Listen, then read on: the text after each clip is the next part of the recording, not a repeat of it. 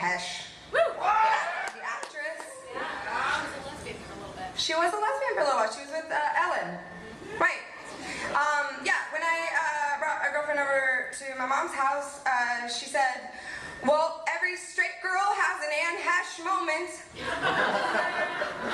Where they meet a woman so amazing, they question everything about their sexuality. My mother's Anne Heche moment was named Kate. We think this is how my sister really got her name. While pregnant, the doctors told her it was a boy. She cried so hard she gave birth to a girl. There are no fathers in my family. There are men who marry mothers, men who leave mothers. Sometimes I think if a man could hold me hard enough, it would make my grandmother feel wanted. When I told my mother that I was going to marry a black man, she said, it's just so hard. Her throat pinched between finger and thumb of 1968 glass bottles thrown at her head, students rioting in the streets shouting her name. I said, Mama, it's okay. People don't act like that anymore. After the divorce, my mother said the only way a woman in Oklahoma could lose custody of her kids was if she was a murderer or gay. The first time I made love to a woman, we felt like two wooden matches with one eager head, an elegant factory mistake. My grandmother says they used to call lesbian couples Boston marriages. That seems funny to me now. The first time I fell in love with a woman, I held her fist in my palm for hours. How strange that I could not make a baby with this swelling seed.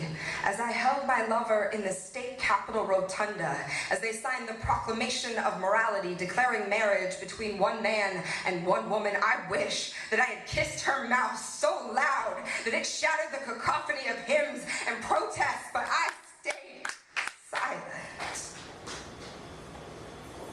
I stayed silent.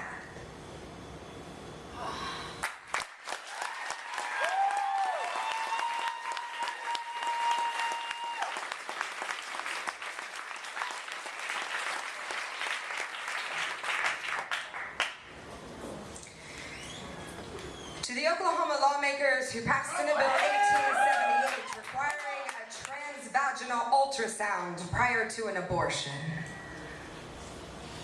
Why don't you print out the ultrasound pictures and pastel frame them? Make me take them home and hang them on my wall as a souvenir of the night that is branded like red coals to flesh on my memory. The night when his hand pressed so hard against my shoulder blade, I felt more intimacy with asphalt. Why don't you knit the baby a sweater? Make me take it out and smell it on the anniversary of this day for the rest of my life to remind me that I chose to be a murderer instead of bringing a child into a world where we kill people in the name of freedom, but imprison people in the name of life.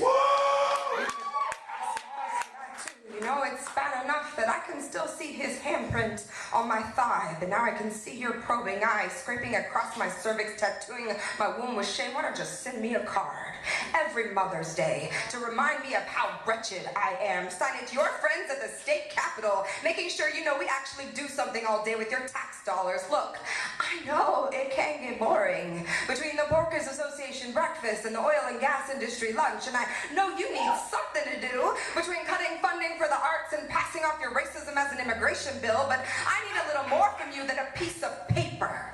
I mean, if you really want to show me that you believe in faith, family, and freedom, then why don't you come along for the ride? I could have used you that night.